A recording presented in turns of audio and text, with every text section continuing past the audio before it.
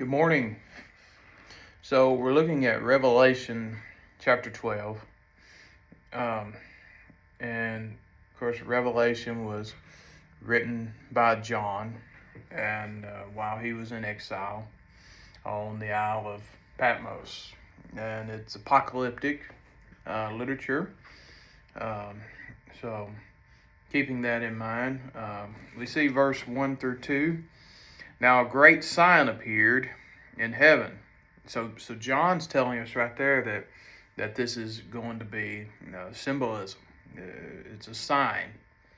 A woman clothed with the sun, with the moon under her feet, and her head a garland of 12 stars.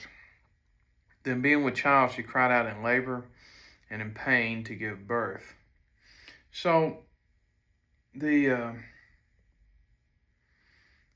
I really struggled with this, and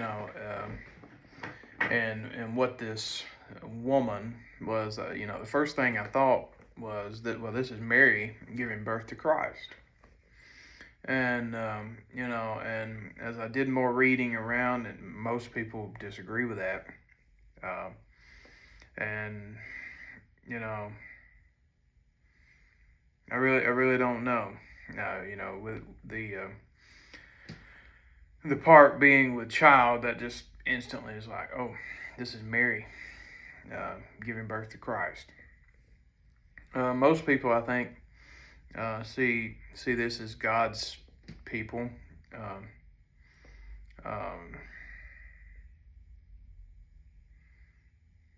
like the covenant people of God, like Israel, and so and that Israel as the source of which the Messiah came, which does make sense, and so.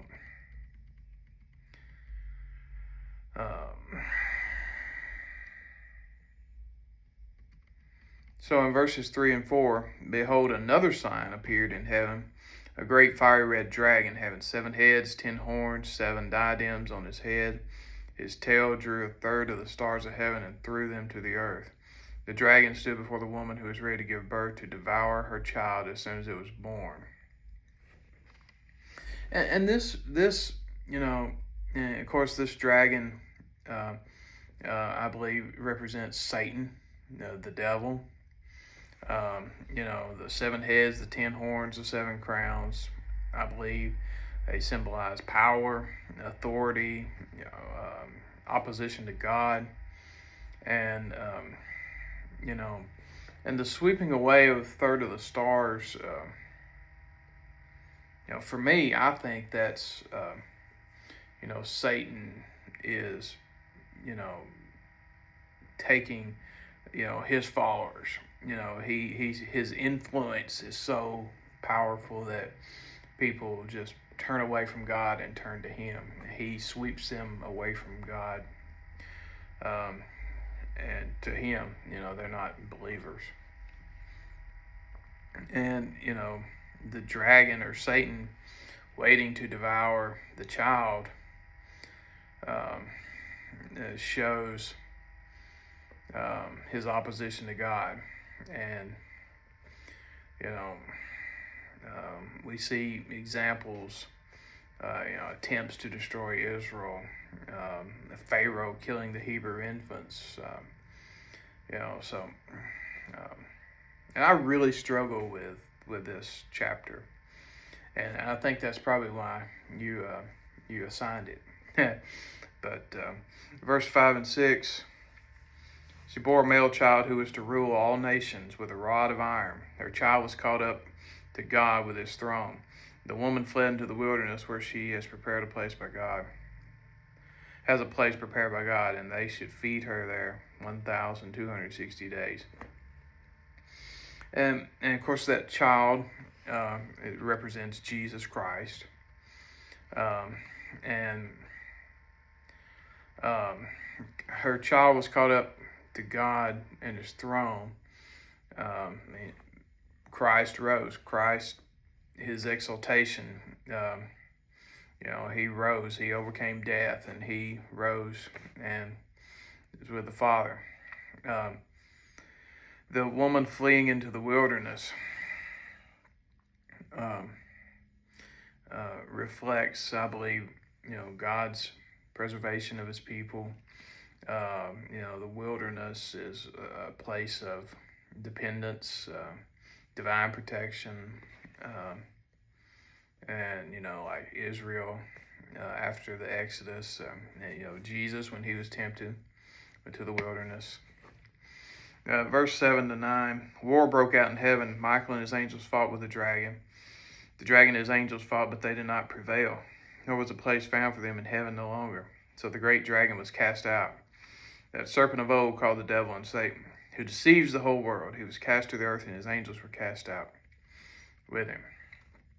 So Michael and his angels were fighting against Satan, and this is not like two equal opponents fighting each other. Satan is not equal to God.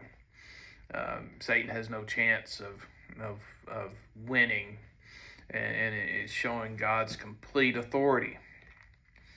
Satan is defeated; he's expelled, and we see where his defeat is showing where Christ's work has completely broken Satan's authority. And he's defeated, He was defeated at Calvary. Satan is a defeated foe in our lives. But this is showing where he's ultimately defeated and will have no authority any longer.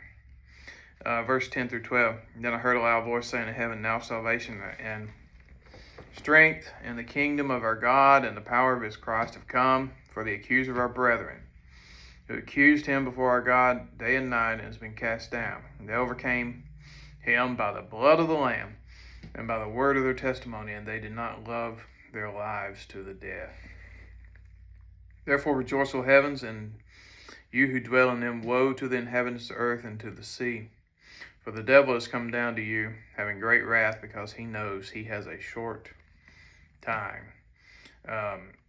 And they overcame him by the blood of the Lamb, the word of the testimony. Is this how believers overcome? Victory comes through the Christ sacrifice. You and I as believers remain faithful in testimony, and faithfulness may require suffering. Involves hardship. It's not just a smooth ride. It's going to involve hardship. And we look in 13-17. Now when this dragon saw that he had been cast to the earth, he persecuted the woman who gave birth to the male child. But the woman was given 2 wings of a great eagle. She might fly into the wilderness to her place, where she is nourished for a time and times and a half from the presence of the serpent. So the serpent spewed water out of his mouth like a flood after the woman, and he might cause her to be carried away by the flood. But the earth helped the woman. The earth opened its mouth and swallowed up the flood which the dragon had spewed out of his mouth. And the dragon was enraged with the woman, and he went to make war with the rest of her offspring, who keep the commandments of God and have the testimony of Jesus Christ. So when you read this, it makes more sense that the woman is God's covenant people, Israel. And so after failing to destroy Christ, Satan turns to God's people. And the woman receives 2 wings of a great eagle. And, see back in Exodus 19:4, I bore you eagle's wings, emphasizes God's care and protection. Then the dragon attacks the rest of her offspring and those who keep the commandments of God and the testimony of Jesus Christ. And that's believers.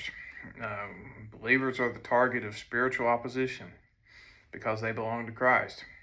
And we see this in the world more and more and more. Believers are being persecuted. More and more and more. We see it more every day. But main themes here You know, Christ's victory is certain. It's not a question. It's going to happen. Satan is powerful, but he's limited. God protects his people. You and I, believers, are called to faithful endurance. And history is headed toward God's final victory.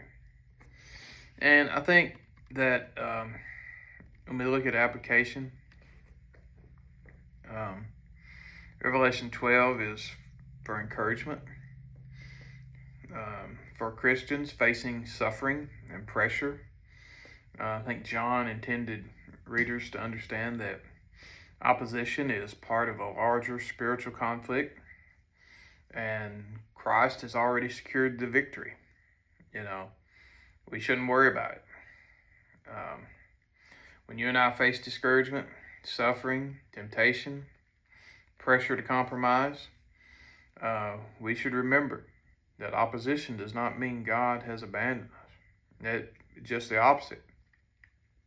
You and I are supposed to remain faithful in testimony, even when obedience is difficult. And our confidence should rest in Christ's finished work, not our personal strength. We can't do anything on our own. If we're putting confidence in ourselves, we're going to be disappointed. But we put confidence in Christ and what he has done and what he's going to do. That's where we need to rest. Thank you very much.